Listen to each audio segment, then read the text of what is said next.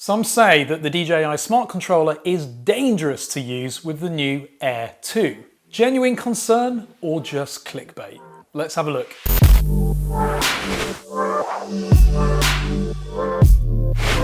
Hi, I'm Ash from DroningON, and if you enjoy these kind of tutorial videos, then hit that subscribe button below. Some channels are talking about the brilliant DJI smart controller, which personally I love, but some are saying that it's actually dangerous to use with the brand new Air 2S drone, which launched about a month ago from DJI. The smart controller came out a few years ago, and ever since getting it, I found it indispensable. In fact, the whole idea to me of having to use my mobile phone and connecting it to those clunky controllers puts me off flying drones entirely. I love the ease of use of this, the fact that I can turn it on and within 30 seconds I can be up and flying without worrying about charging up mobile phone batteries. Those that have the smart controller love it. Those that don't are understandably apprehensive because it's not cheap and they're seeing scare stories about it being dangerous to use with the new Air 2S. There's a bit of background, and so we'll go into that first.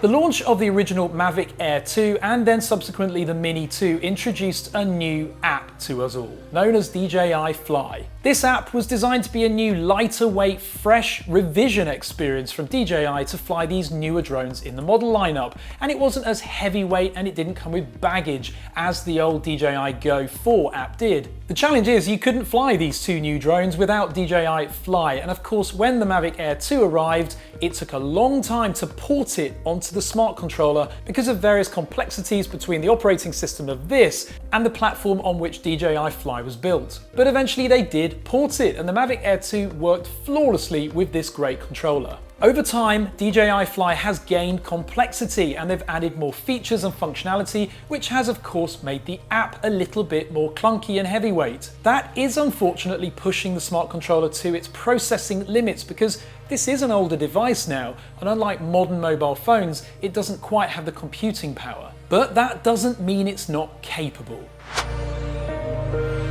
Now, the reason that any device, including your mobile phone, will slow down is due to maintenance. If you have too many apps on your mobile phone and you're starting to run out of phone storage, your phone slows down, right? If you don't get your car serviced and replace the air filters, the oil filters, and the oil, the car will break down. If you don't clean your house, it's going to become incredibly dusty and you'll probably all end up itching and with asthma. It's no different with the smart controller. It's a device, and over time, it gets full of crap and it needs clearing out. This device has seen a number of firmware updates over the years, and every single one of those firmware updates downloads a significant volume of files to the device itself. In fact, many of the firmware updates can amount to 2 gigabytes in size. It doesn't have a lot of inbuilt internal storage space, and so over time, not only those firmware updates mount up, but also together with the cached footage that you've been capturing onto the device as well. Couple that with various cached files from the operating system itself, which is Android, and you end up with a device that's struggling to breathe.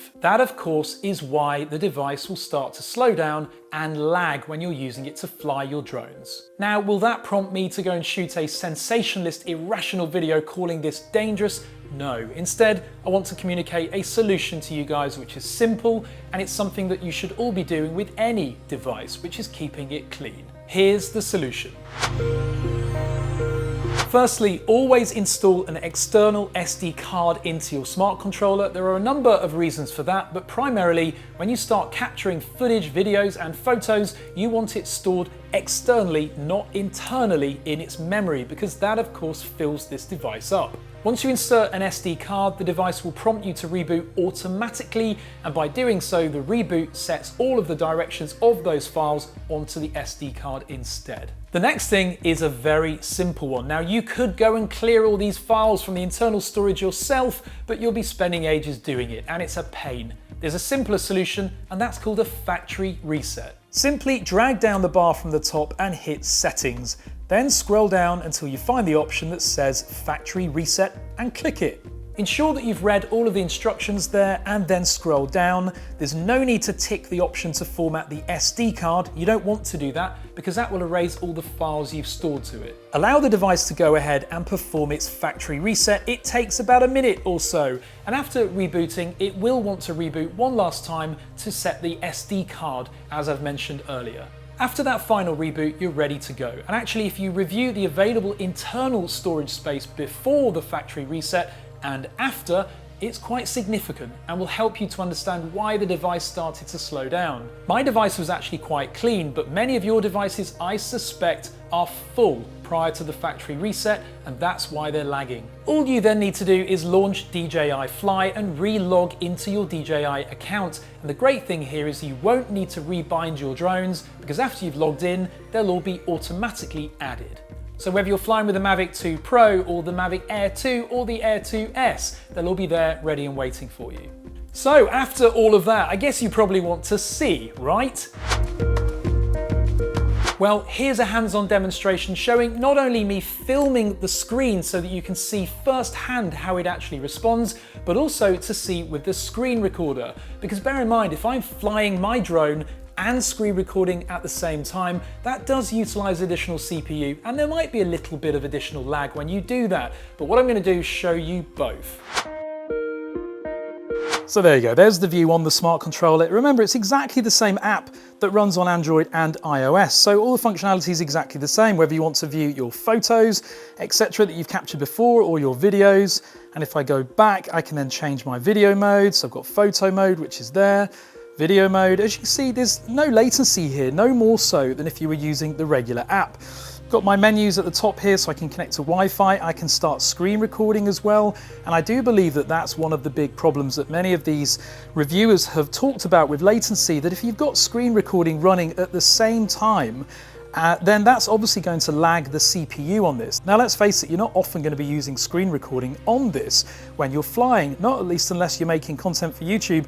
And so far every video I've shot with the Air 2S has been with screen recording on the smart controller, and I've not noticed any latency whilst flying at all. So anyway, let's get in the air and I'll show you how it performs then as well. Just to add, for this demonstration, I'm not using screen recording, I'm filming the actual smart controller so that you can see the exact latency. I'll also shortly after that show you the screen recording so that you can see that there's no latency there either. So now we're in the air and you can see from the smart controller here, you're seeing exactly what I can see.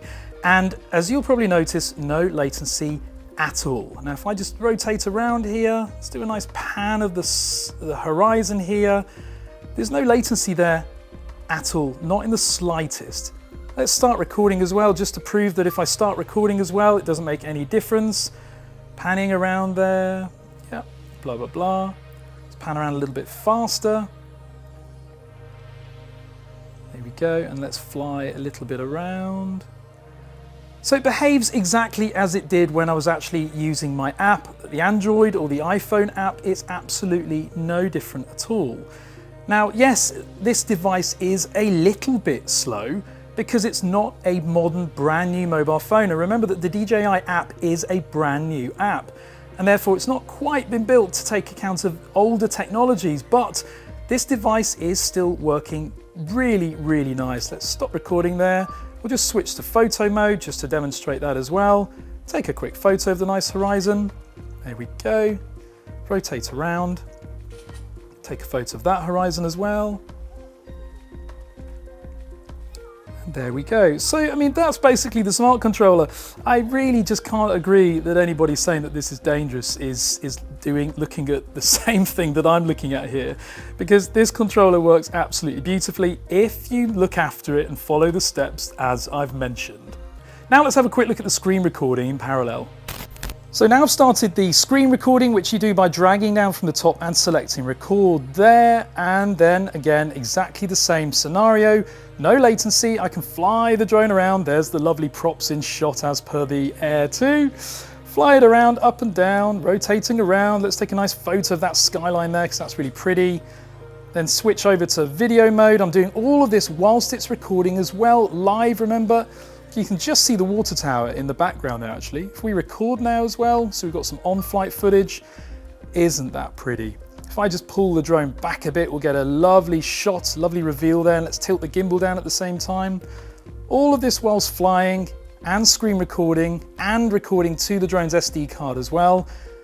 And as you can see, it's perfectly usable even whilst you're screen recording at the same time. And there's no glitching here, no latency, it just works beautifully. And I must say, I can't imagine going back to using a phone and that horrible clunky controller ever again.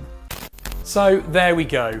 Dangerous? Would you call that dangerous? I certainly wouldn't, but what I would call it is incredibly practical. And I genuinely love this device. It is quite expensive to buy new, but if you see them on the secondhand used market, which is rare because people love it, grab one because it's a bargain. Anyway, I hope this video has been useful. Comment below with your experiences after you've tried this procedure and whether it worked for you. Give this video a thumbs up or a thumbs down if you still think that this device is dangerous. And of course, hit that subscribe button. Thanks very much for watching.